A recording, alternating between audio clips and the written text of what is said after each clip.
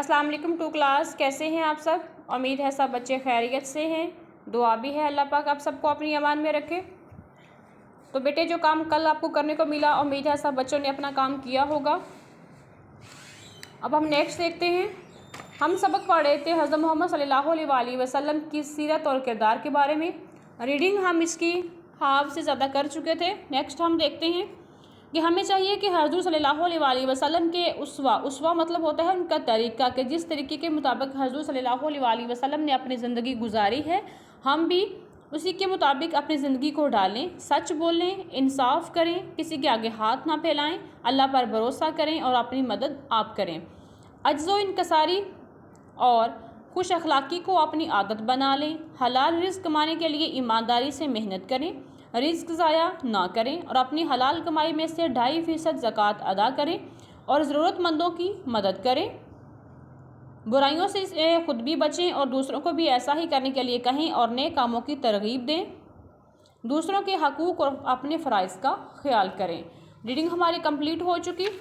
اب کچھ بچوں کا ہے کہ ان کو جو کویسچن پہلے ہو چکے ہیں ان کو سمجھ نہیں آئی یا ان کو ملے نہیں ہیں، دوبارہ دیکھ لیتے ہیں۔ کویسچن نمبر 1 ہے کہ حضرت محمد صلی اللہ علیہ وآلہ وسلم کی شخصیت کے بارے میں حضرت علی کا قول لکھیے۔ ریڈنگ ہم نے کی تھی پیج نمبر 22 پہ، تو اس میں تھا کہ حضرت علی کا قول ہے کہ حضرت محمد صلی اللہ علیہ وآلہ وسلم ایسی شخصیت کے مالک تھے کہ جو بھی آپ کو پہلی بار دیکھتا معروب ہو جاتا اور جو بھی آپ وسلم کے پاس بیٹھتا آپ سے محبت کرنے لگتا۔ یہ کویسچن نمبر 1 ہو گیا۔ کویسچن نمبر 2 ہے کہ انسانوں کی ہدایت کے لیے اللہ تعالیٰ نے کتنے انبیاء دنیا میں بھیجے؟ تو ریڈنگ میں ہم نے پڑھا تھا یہ 1 لاکھ وہ دین جو 1,24,000 انبیاء کے ذریعے تھوڑا تھوڑا کر کے بیان کیا جاتا رہا تھا، اس کی تکمیل کر دی گئی۔ تو لیکن ہم نے کیا لکھیں گے؟ ہم نے صرف لکھنا ہے، ان کی تعداد لکھنی ہے کہ انبیاء کتنے آئے تھے؟ 1,24,000۔ نیکسٹ کویسچن ہے کہ جب نبی کریم صلی اللہ علیہ وآلہ وسلم کو اپنی مرضی سے فیصلہ کرنا ہوتا تو آپ وسلم کیا کرتے تھے؟ زیادہ تو یہ ہوتا تھا کہ جب بھی کوئی مسئلہ درپیش آتا تو اللہ تعالیٰ فوراً سے اس مسئلے کا جو حل تھا وہ حضرت جبرائیل علیہ السلام کے ذریعے، وحی کے ذریعے نبی کریم صلی اللہ علیہ وآلہ وسلم کے پاس بھجوا دیتے تھے۔ لیکن اگر کبھی ایسا ہوتا کوئی مسئلہ پیش آ گیا ہے لیکن اللہ تعالیٰ کی طرف سے اس کا فیصلہ نہیں آیا یا وحی نہیں آئے تو پھر نبی کریم کو وہ فیصلہ خود کرنا پڑتا، تو وہ کیا کرتے تھے؟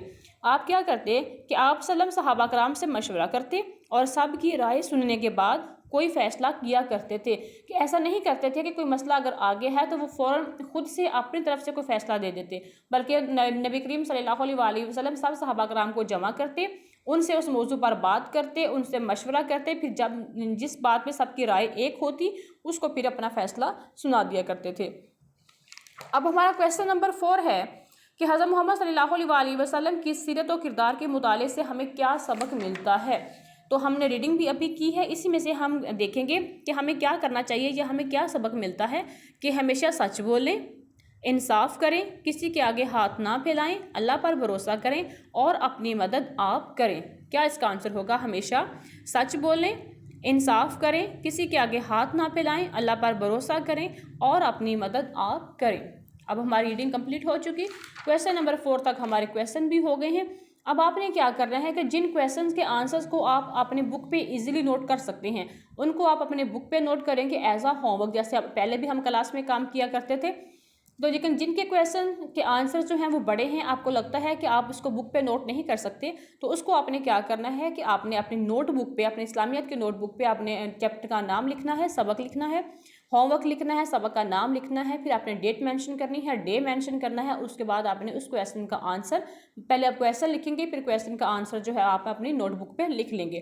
تو لیکن لکھتے وقت بھی آپ نے خیال کرنا ہے کہ رائٹنگ آپ کی بالکل اچھی ہو، اسپیس چھوڑ کے لکھا ہو، جن لفظوں کو ہم لائن سے نیچے لکھتے ہیں وہ لائن سے نیچے ہوں، جن کو ہم اوپر لکھتے ہیں وہ اوپر لکھے ہوئے ہوں اور لفظوں کو مکمل لکھا ہوا ہو اور نیٹ کام کیا ہو۔ اس کے ساتھ اپنا بہت سارا خیال رکھنا۔ اللہ حافظ۔